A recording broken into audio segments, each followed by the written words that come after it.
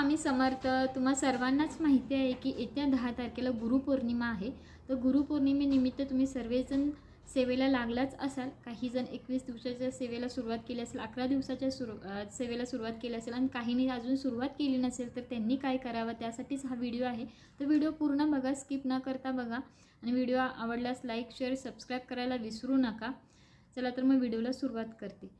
तुम्हा सर्वांनाच माहिती आहे की ह्या धावपळीच्या जीवनात तुम्हाला इच्छा असून सुद्धा काही करायला येत नाही किंवा पारायण करायला जमत नाही, तर त्यांनी काय करायचं आहे, जेव्हा दिवसभरात कधीही सकाळ दुपार संध्याकाळी वेळ भेटेल त्या टायमाला ना, जर तुम्हाला वाचायला वेळ जमत असेल तर वाचून घ्या, नाही तर मग ऐका. तर आपल्या चॅनेलवर श्री गुरुचरित्राचे 14व्या आणि 18व्या अध्यायाचा व्हिडिओही अपलोड केलेला आहे. मराठीत अर्थ आहे असलेला व्हिडिओ आहे, त्यामुळे तुम्हाला तो लगेच समजला जाणार आहे.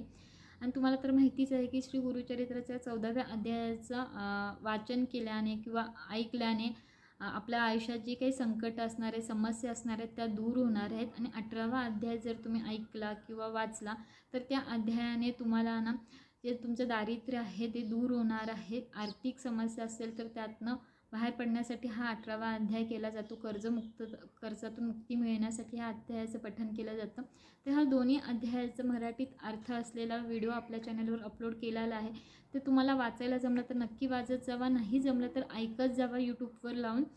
आणि त्यामुळेही तुमच्या आयुष्यात खूप फरक पडणार आहे. पण जे काही करणार आहे तुम्ही मनेभावे आणि श्रद्धेने करा, त्याची प्रचिती लवकर येते, अनुभव लवकर येतो. एकदा करून बघा, केल्याशिवाय तुम्हाला समजणार नाही. त्यामुळे तुम्ही करा, अनुभव घ्या, नंतरला मला कमेंट करून नक्की सांगा.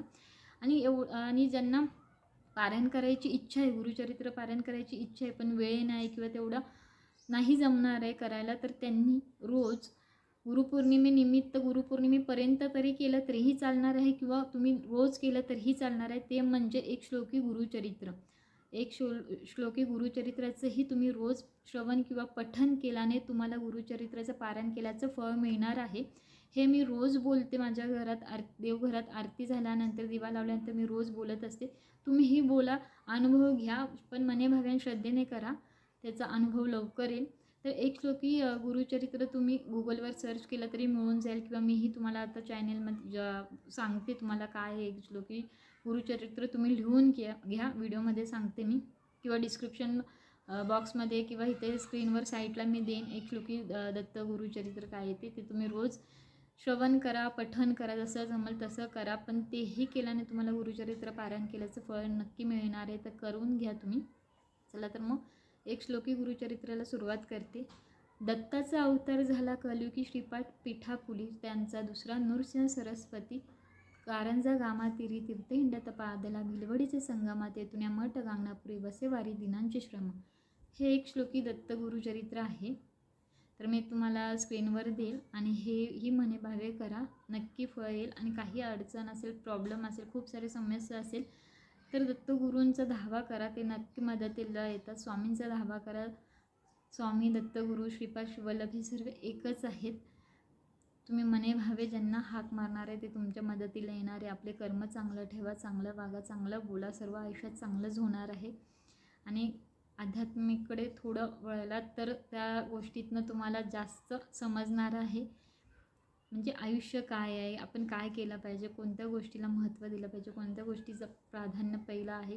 या अध्यात्माकडे तुम्ही वळलात ना, मग त्या तुम्हाला आपोआप उलगडत जातील. त्यामुळे थोडा वेळ काढून अध्यात्माकडेही वळायचा प्रयत्न करा. मला माहिती आहे की आपल्याला सर्व करायचं असतं, खूप मोठं व्हायचं असतं, सर्वांना व्यवस्थित आयुष्य द्यायचं असतं, म्हणजे सुख सुविधा उपलब्ध करून द्यायच्या असतात. हे तर करायचंच आहे, पण त्याचबरोबर ज्याच्यामुळे आपलं शरीर आहे, त्याच्यामुळे आपलं आयुष्य आहे, त्या परमात्म्याला विसरून चालणार नाही.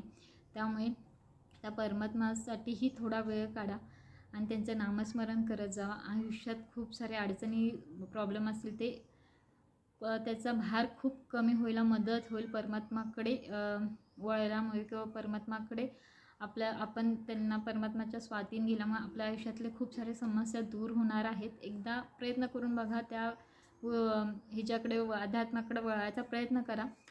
तुम्हाला नक्की चांगले अनुभव येतील आणि आयुष्य खूप सुंदर आहे. त्यामुळे ते बाकीच्या सुखसुविधाकडे बघून पळण्यापेक्षा थोडं अध्यात्माकडे पण वळून बघा, अजून छान सुंदर होईल आयुष्य.